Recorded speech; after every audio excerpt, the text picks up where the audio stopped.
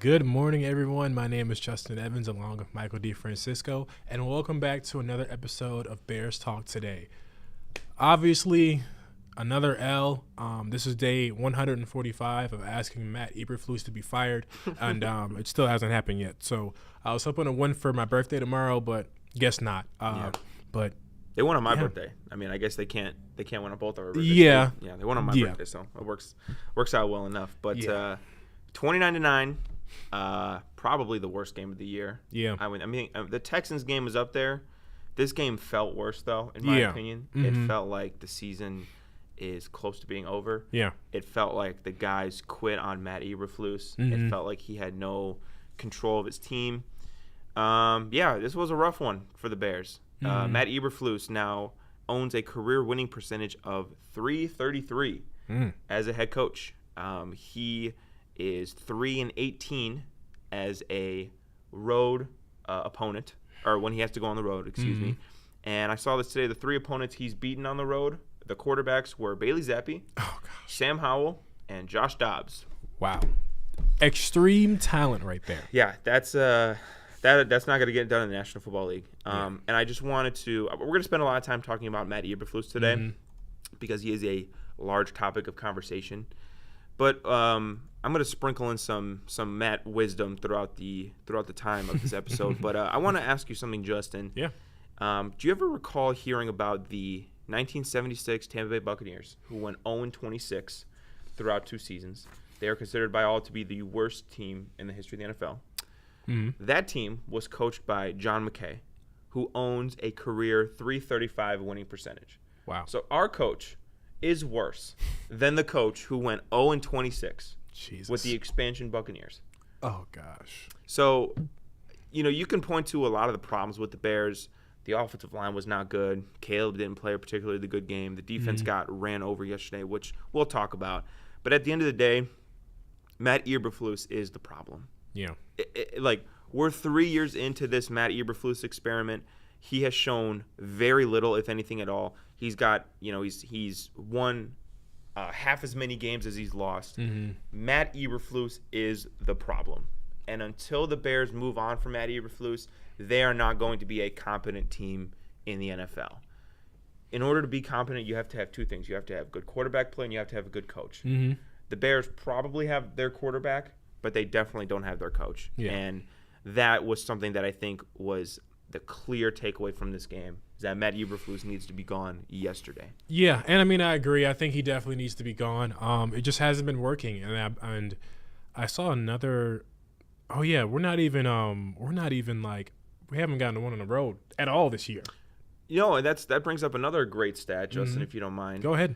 Do you want to know who the Bears quarterback was the last time they had a road victory on a Sunday?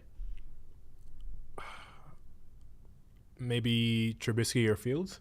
It was Nick Foles. Oh, God. It was Nick Foles back in December of 2022. Yeah, jeez. I mean, it's just pitiful right now. Yeah. It really, really is. And the Bears, they can't win on the road. He can't win games, period. No. It's frustrating. It's very frustrating. much so. Very much so. But yeah, no, I agree. I just think we just didn't play a good game at all from start to finish. Our offense was bad, our defense was bad, and I just felt like there were not really any bright spots on this. Do you think there was any great things to take away from this game at all? Because I don't really see it. No, if you want to, squint your eye and tilt your head a little bit, you can talk about how Kyler Murray only had 154 yards, sure, or Marvin Harrison only caught, a few passes, which, relatively speaking, limiting those two guys is a good thing.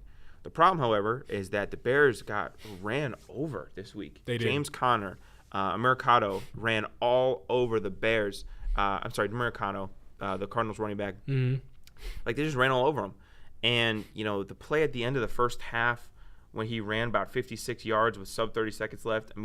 I saw another stat. That was the longest rushing touchdown with less than 30 seconds in the first half since 1970. Yeah. So the Bears, like we were worried about what the ramifications were going to be after the Commanders game last week with the kind of meltdown that they had. And I think we're seeing them. Like, the defense was just not up to par. No. In every game this year, and this is why I say this game was worse than Houston, because in every game this year, we've been able to say, well, at least the defense was rock solid. Yeah. They played great against Houston. They've played great in almost every single game this year. They got beat up this game. They did. They got beat up. And not that the Cardinals are a bad offense, because they have good players, but, like, against the Cardinals? Yeah. Really? Yeah. Like, if San Francisco does this to you, or Sure. the Lions do it to you, obviously it's not good, but there's no shame in necessarily getting bulldozed by one of those teams. Right, yeah. You let the Cardinals do it? I mean, Yeah. that was, to me, just with the timing of everything, it just felt like it wasn't a coincidence that this Bears defense played their worst game this week. Yeah, the defense was bad. Offensively, they were really bad. I mean, it's just this offensive line is just sabotaging the season at this point. Yeah, really is so. And I mean, like, yes, the Bears lost this game, but there was also a point when Caleb struggled mightily. I wouldn't say this loss was his fault, but I would say I believe in the second quarter there was like 6 straight incompletions from him. Yeah. And I'm just like, just, you know, and it's hard because you after the last game against the Commanders, you would think like, oh, maybe, you know, this would be a bounce back, like we're not going to lose this badly. Yeah. And they went out and then they just lost badly. I felt like it was uninspiring football. They played flat, and I just don't feel like they really gave it their all at all. I mean, Kyler Murray had the quietest 13 of 20 I've ever seen, but he was able to get the job done, and so did James Conner and D Mercado and all those guys. Yeah. So it's just I think flat is a great way to analyze how the Bears played, because they came out and they just didn't seem like they had the same energy. They didn't have the same fire. I was watching actually some former players who talked about how the Bears looked like they quit on the team or on the coach, excuse me. Yeah. And, it's Patrick Mainley and Owen Krutz, two very respected Bears veterans who played for years and years. And they said, look, it looked like the Bears players quit on Matt Eburflus. Yeah. And at the end of the day, I don't care what you do schematically. I don't care what you do, in terms of game, situations or challenges or whatever. If you lose the players, there's no point. Yeah. There is no point. The guys are not fighting as hard anymore. And, like, I'm not going to overreact to one loss against Arizona. No. But this thing has been building for a while, I think. Yeah. Since the whole season. And, I mean, another stat, Caleb Williams took 6 sacks and 12 quarterback hits on Sunday. Well, and I think it was That's crazy. Disheartening because the Arizona Cardinals this year had not been getting to the quarterback. No, I think they're ranked 27th in defense. They're ranked 27th in total defense. They had a pressure rate of about 23% coming into the game. Their pressure rate against the Bears was 46. So they doubled their season pressure rate that they had been used to against the Chicago Bears. Caleb Williams, his butt was on the ground all game. Yeah. I thought also, just in terms of we're dogpiling right now, but going for it on that 4th and 11 and early in the fourth quarter, that play right there lost them the game. Yeah. You're down 15, which is a lot, but it's a 2-score game. It's 4th and 11 on Arizona's side of the field. Like, why are you going for that? That call right there, to me, really reeked of desperation. And it felt like Matt Eburflus was trying to save his job in one play. Yeah. Like, it felt like the Bears were trying to be too aggressive. Even though a lot of those, next-gen models or the whatever. The stats. Those that say, oh, go for it. They were like, don't go for it. Yeah. And he became uncharacteristically aggressive, and it cost the Bears because Caleb took a 15-yard sack. Yeah. And then Arizona had the game wrapped up at that point. There was just so much wrong. The Bears got a safety in this game. Like, crazy. There was so much wrong with this game from a Bears standpoint. And it is hard to find a silver lining. Defense didn't look good. Offense didn't look good. Torrey Taylor messed up the free kick. So, like, everything that we have been able to fall back on and say, well, at least the defense, well, at least, Torrey Taylor, well, it wasn't there today yesterday. No, and it was not. It's really, really disheartening. A game that I thought, we both said last week, like, this is a must-win game for the Bears. They needed this bounce back after the Commanders, and then they needed to beat New England at home next week before they get the gauntlet. And you dropped the first one. And the way they dropped it, too, is ugly. Ugly.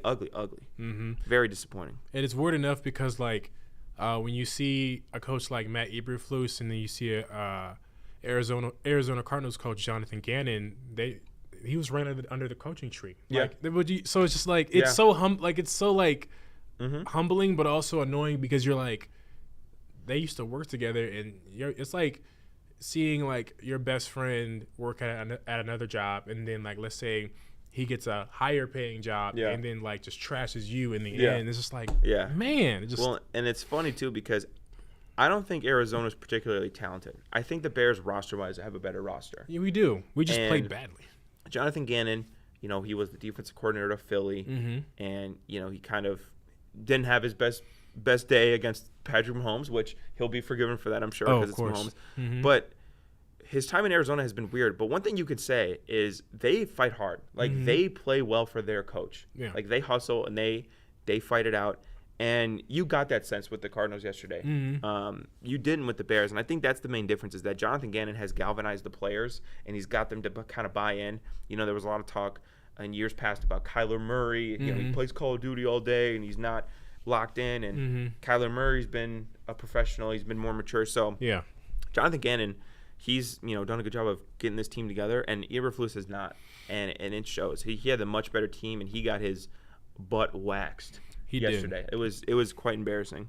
No, for sure. And I have one more thing. I think another concern is even in the past 2 games, like we've picked up a lot of penalties. In the past 2 games, we've been penalized 14 times for 93 yards in 2 games. That's insane. That falls on coaching. Yeah, that does fall on coaching. Yeah. So it's just don't understand. Yeah, I don't understand it. And then do we have to talk about Shane Waldron? I mean, like the Bears, they are not even throwing the ball to their best players. No.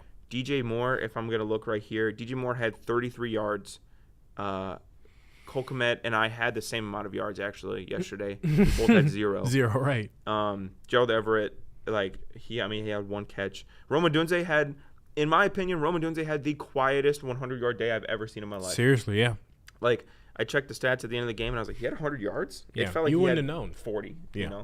But it was just embarrassing. Couldn't run the ball. DeAndre Swift, 16 carries, 51 yards, averaged 3.2 yards per carry, which not going to get it done. As compared to the Cardinals, who averaged James Conner had 107 yards, 5.9 yards per carry.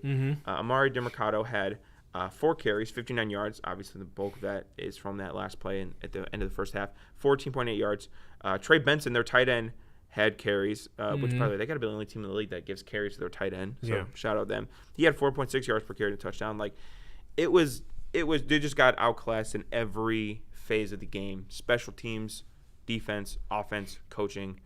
It was embarrassing. I have another fun fact for you. Caleb Williams has a 128.2 passer rating, 27 of 30, 303 yards, 3 touchdowns, and 1 interception while targeting Cole Kmet. So that pretty much tells you something that it's working. Why aren't we using it? It's working. No, it is working. Cole Kmet is a good tight end, and his lack of involvement in our offense, I think, falls directly on Shane Waldron. Yeah. It falls. You don't ever see, Chiefs games where Travis Kelce isn't getting targeted. Right, yeah. You don't see, now with the Raiders, Brock Bowers has become a big part of their offense. Like, an elite tight end can do so much for your offense. Right.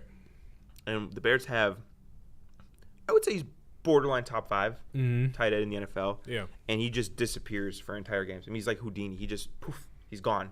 Mm-hmm. And then not to mention, again, DJ Moore is having a lackluster year production-wise. Yeah. And I've said it last year. Mm-hmm. I'm saying it right now. Shane Waldron's big problem in Seattle was DK Metcalf would go missing for games. Mm-hmm. Jackson Smith-Njigba wasn't involved. Tyler Lockett. Mm-hmm. Jackson Smith-Njigba yesterday had 180 yards and 2 touchdowns. Crazy. I mean, he's having statistically a much better year under Ryan Grubb. Yeah. DK Metcalf, I know he's been banged up the last couple of weeks, was like 3rd in the NFL in receiving yards up until his injury.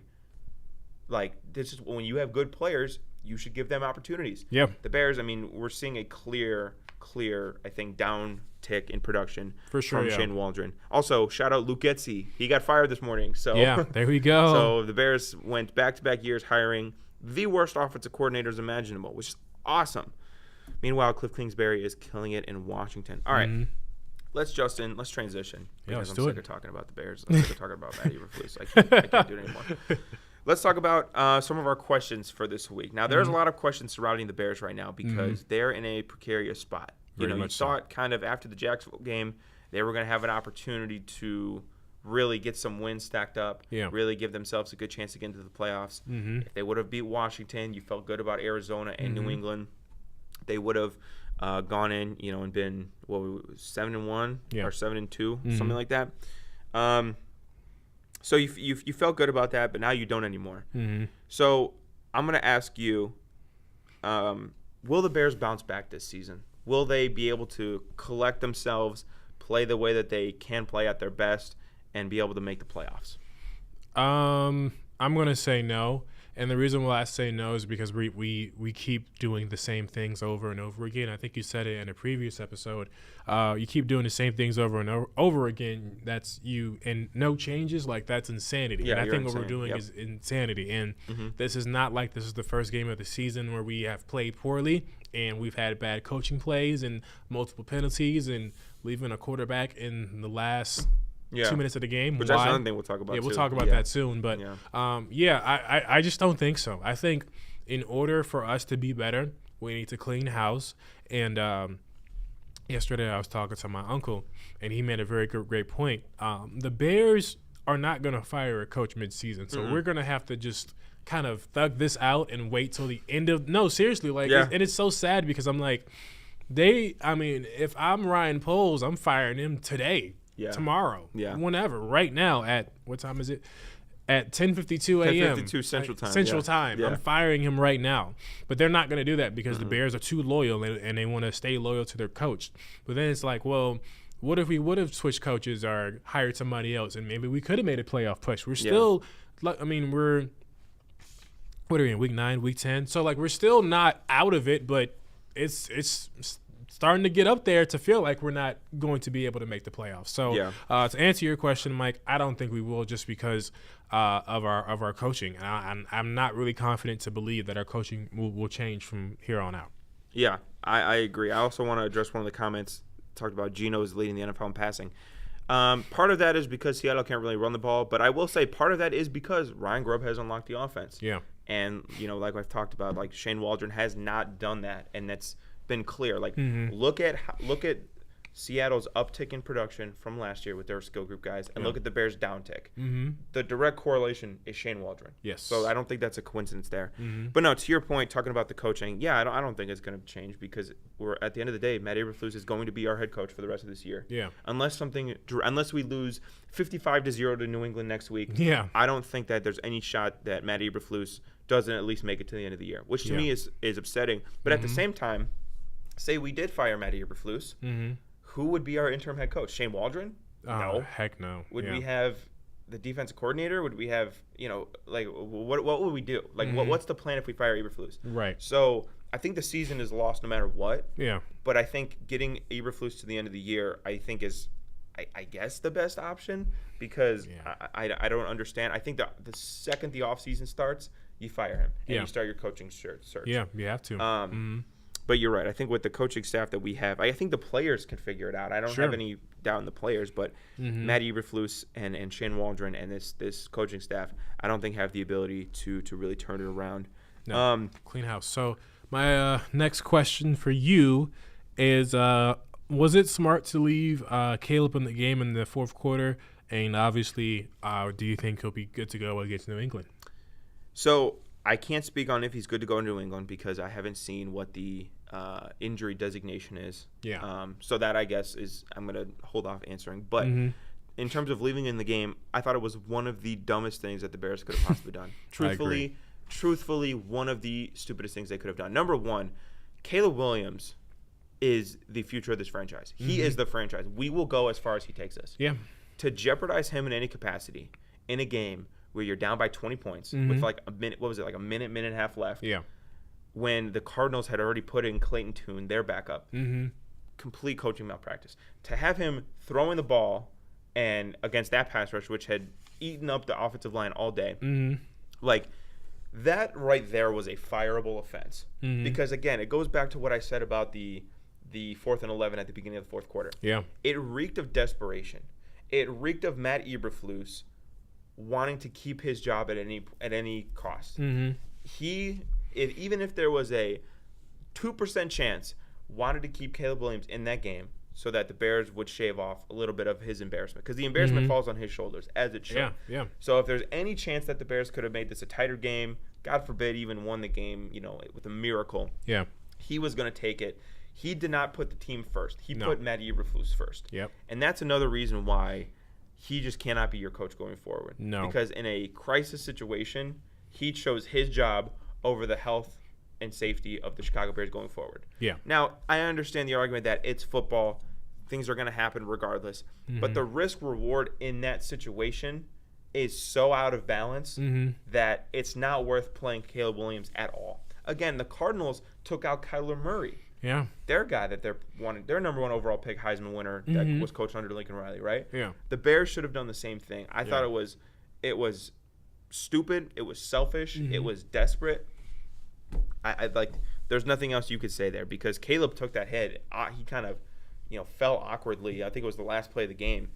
Like, why are we trying to throw a bomb on the last play of the game? We're down 20. We're down 3 scores with like 30 seconds left. Unless you're Tracy McGrady, you're not scoring that fast. No, you're not. So no. I just, again, it was just incredibly stupid, and it was incredibly desperate. So I want to ask, and this is incredibly sad that we have this as one of our questions, but it's a question worth asking. Will the Bears win a road game the rest of the season? And before you answer, I do want to pull up the schedule, and I'll give you a list of the road games. So the road games throughout the rest of the year, obviously Green Bay, Detroit, Minnesota are 3, right? Then we play in San Francisco. That's it. So we have 4 more road games this year. Minnesota, Detroit, Green Bay, San Francisco. Do we get a road win this season? A part of me wants to say that we might get a road game against Minnesota, but I'm going to say no. No, not at all. Like, maybe if it was against like a weaker team. But no, I mean, all of those teams, even though, like, for example, San Francisco's record is not great right now, but they have great players. And I think you said Detroit and Green Bay, right? Yeah, Detroit, Green Bay, Minnesota, San Francisco, yep. Yeah, we're not winning the game. We're not winning a road game this year. Not at all. All those teams are extremely well, even struggling San Francisco. And when you think about each of their environments, each 4 of those teams have electric home-based environments anyway. So I don't really think that we're going to go in there and just dominate and win a game. I think if I had to pick, like if I had to forcefully pick a game that we might win, it might be Minnesota. But I don't really see us winning a game on the road. I just don't see it. Yeah, it's an incredibly sad question. Yeah. But it is a question worth asking because, like you said, playing in Green Bay last week of the year, January 5th, that's going to be an insane environment. Playing in Detroit, now that the Lions are good, their fans. Well, okay, the Lions fans have always been good, but now that they're good, that place is like going to be rocking. It's insane. Minnesota, you saw last night on Sunday Night Football. That the Minnesota was rocking against the Colts on Sunday Night Football, and then playing in San Francisco. And you're right, San Francisco hasn't been great so far this year, but guess who's coming back next week? Guy by the name of Christian McCaffrey. I don't know if anybody out here has heard of him, but he's pretty good at football. So it's looking like another year without a road win for the Bears, which is crazy. Which is just so sad. So sad. Yeah. I mean, like we didn't beat the Colts, and the Colts look terrible. Like this is disgusting. I want to ask one more question before we move on. Yeah. And we could both take turns answering this. Yeah. Scale of 1 to 10. How confident are you that the Bears will make the playoffs this year? Because at the beginning of the year, we said, we were like a 7-8. Yeah. Right now, on November 4th, what's the number? 3. I just don't see it. That's being nice, I think. Yeah, that's really being nice because I can't go. You said 1 to 10. Now, if you would have said like negative 100, yeah, for sure. But I just don't really see these guys making the playoffs as long as we have the coaching that we have in front of us. I just don't see it. I feel like we're gonna struggle some more before we get better, and our division is just too good right now. I mean, each one of our teams. Like if I go back and look at the NFC North, Green Bay 6-3, Minnesota 6-2, Detroit 7-1. Well, and the other thing is 2 of Green Bay's losses are to the Lions and Minnesota. Exactly. One of Minnesota's losses is to Detroit. Yep. So the only good thing for the Bears is that they're cannibalizing themselves right now. Sure, like they're only losing to the NFC North basically, which is incredibly scary. I want to shout out one of the comments. Lions game, the road game is on Thanksgiving, so it's not a Sunday. So maybe we have a chance. Right, maybe we have a chance. But no, if you're gonna ask me, like probably one or two, very little. The Bears have so many issues right now. The offensive line is horrendous. Yeah. Play calling horrendous, coaching horrendous. Yeah. They have a good defense, and I still think that the Bears defense will be good for the rest of the year going forward.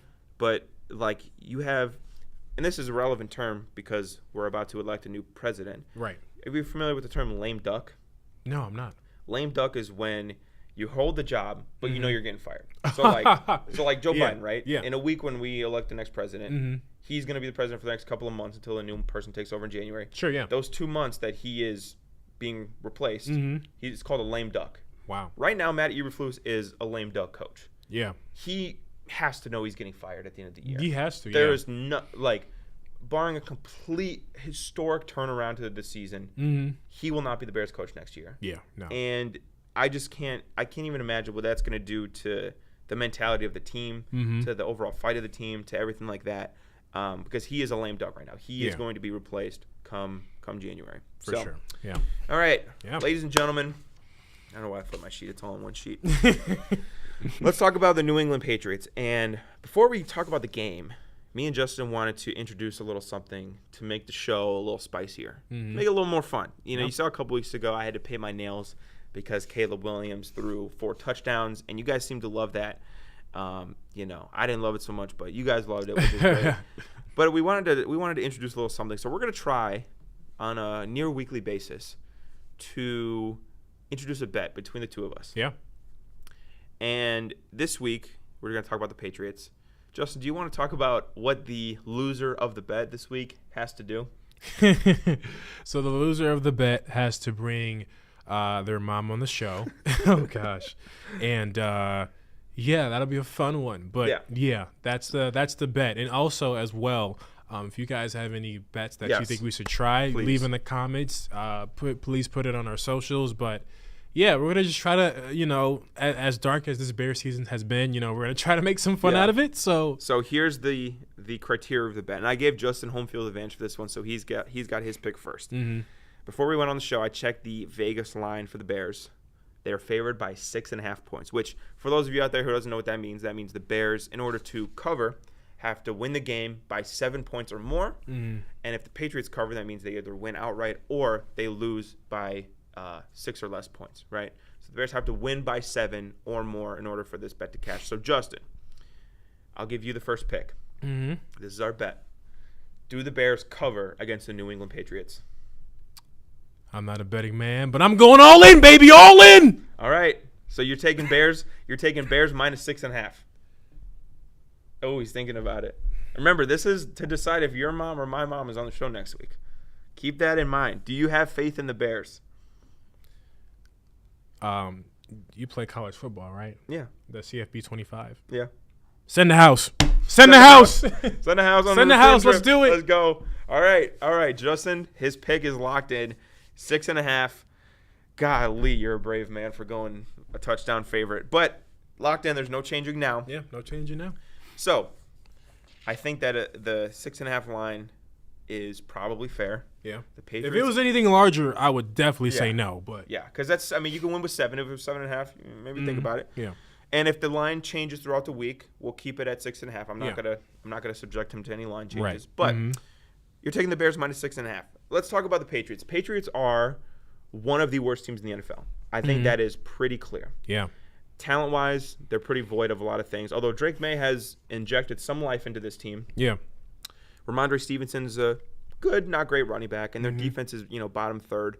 Gerard Mayo, I don't think he makes it to the next season either. No. But this is a home game. Yeah. And which is why I said what I said, because it's at home. If it was an away game, no. Yeah, they say conventional betting wisdom will tell you that you get about 3 points for being the home team. Yeah. So Vegas thinks that this Bears team is about 4 points better than the Bears on a neutral site, or than the Patriots on a neutral site, which I would probably agree with. So Justin, and clearly you do because you're taking the Bears to cover. Why do you have confidence in the Bears winning this game? We seem to do really well against like bad teams, and yes, Arizona was bad, but they still had good players, right? Yeah. They still had Kyler Murray, they still had Marvin Harrison Jr., they still had James Conner, right? And when I think of the New England Patriots, there's no star on the team. Like they have decent players, but there's no star or superstar or budding star on the team. Yeah. And we're at home, so I feel like definitely being at home will definitely bring some advantage to it as well. But I don't know, man. If they lose this one, I mean, I don't know if I'll ever have confidence for them to win another game this season. But I'm gonna give it one more try. You know what they say? You miss 100% of the shots you don't take. So I'm just gonna take it, Kobe. There you go. All right. So I told you before the show that I would give you the first pick. Yeah. But that I had a pick in mind. Yeah. Go ahead. I would have taken Patriots plus 6.5. Because here's the reason why. I don't have enough trust in the Bears right now to sustain offensive drives, to take advantage of poor personnel from a different team. The Patriots this year, they've been what I would like to call really annoying. You saw it against the Bengals. They beat the Bengals first week of the year in Cincinnati, which was incredible. Surprising, yeah. They played a really tight game against Seattle week 2. They beat the Jets, which I guess isn't that good. The Patriots have been annoying this year. Yeah. When they are on, they can run the ball decently well. And last week, the Bears got crushed in the running game. Yeah. Additionally, like I said, Drake May, while he is young and a bit reckless, can make plays. Like this is not Jacoby Brissett, who is kind of a statue of the pocket. Drake May was running around making plays. The play to end the game, or the end regulation, that he threw to Ramondre Stevenson was spectacular. Yeah. But I don't have enough trust in this Bears team to be a touchdown favorite. Do I think the Bears win? Yes. Home game, everything like that. But I am going to die on the hill of me saying that I do think that this Bears team has quit on Matt Eburflus. Yeah. I really think they do. And I think they're staring down right now. They have a 500 record. They are staring down the barrel of 6 games against Detroit, Minnesota, Green Bay, 1 against San Francisco, 1 against Seattle. Yeah. Like, I think the players are aware of the fact that they needed to have a strong first half of the year, and they didn't. Yeah. And maybe some quit is going to seep in. Again, lame duck coach. He's not going to make it to next year. I think that this is a recipe for disaster for the Bears. Now, Patriots aren't good enough for me to predict them to win outright. Despite all the Bears' troubles, they are still supremely more talented than this Patriots team. I don't think the Patriots have some, hotshot young coach either. Yeah. So, in all wisdom, the Bears should win this game. But 7 points to me is a bit high. I'm going to take the Patriots, and I guess we'll see, if whose mom is going to show up next week. I mean, I'm hoping that this is like the Carolina Panthers game where we just blow them out and we have a good defensive bout. That's what I'm hoping for. That's why I said what I said. But yeah, it's the Bears. You don't know what's going to happen. Unfortunately, you never do know what's going to happen. Yeah. The Bears, golly, they're something. They're something. All right. So score prediction. What do you got? Well, since I went with the 6.5, 6.5. I was like, predict them to win by 7, or else you're good. Yeah, whatever. Yeah. I'm going to go. Let's go. We'll go light. We'll say it's an ugly game. Yep. 14-7. Okay. Right where my prediction was. So 14-7. I'll take the Bears. Give me 20-14. Okay. Patriots cover by the hair on their chin. Yep. All right. So that is kind of our episode today. Another disappointing loss for the Chicago Bears. L. Another day, another L. Hey, you know what they say? They say you make 2 L's. 2 L's make a W. So yeah. Hopefully, please win next week. Please win next week against the Patriots. If they don't beat the Patriots, Justin, are we in like tank mode? For sure. I think we're actually in tank mode. Let me look at the draft order right now. It's just again. Which is so incredibly sad. They are incredibly sad. All right, Tankathon, which is a great website. There are so many teams right now that are 4-4, 4-5. Again, I do expect the Bears to have a losing record second half of the year. By the way, the Patriots, if the season ended today, would have the first overall pick. Just so we're aware. Wow. Just so we're aware. If the Patriots, and if the season ended today, they have the first overall pick. Man. And if we lose to that team, we're in serious trouble. But we are. The Bears right now pick 18th, which that's kind of a mess because, like, I'm counting like 6 teams are 4-4, 4-5, 4-5, 3-5, whatever. Yeah. So like, I think the Jets will be better. Whatever.